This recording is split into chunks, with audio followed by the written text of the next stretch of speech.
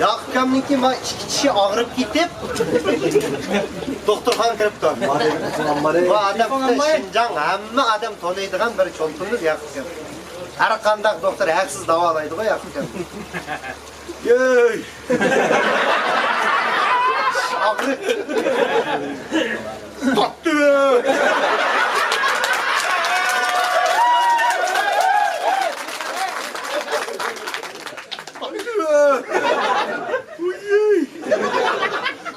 Doktor bana bu da karşı Yaqub'ga o bir çolpan kep kaldı da Yaqub gelmeye kaçık. Ne buldu ka? Kim bulattı tatlı? Oy ama ağrıydı aç işte ya. Akıllı da ağzını içip kırsa işikten işte kurtuya gitip var. Yaqub'ga gap yok aka 10 tane haksız davalayma seni. Aman Markus yok. Kandak tatlı edepke tatlı. Yoy. Ağrıydı edepke şey ağrımdı.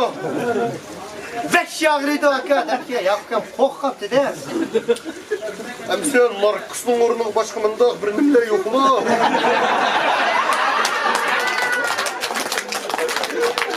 Markus'la mı?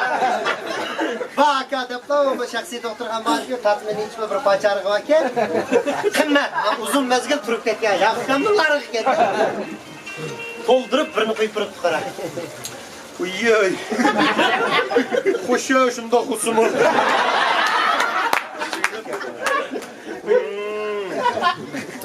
Atsango buludu cüplü kıllaydı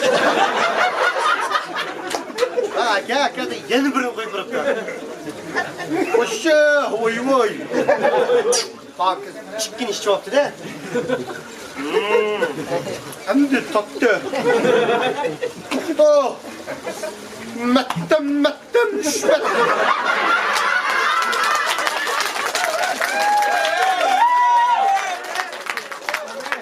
Ay, toldurup üçüncüsü. Lık göz koyup bırakıyor da. Hoşça da fakir işçi bulup tuttu yaptı. Hey! Yanman bosan fırtal tüküm gitti ki bak.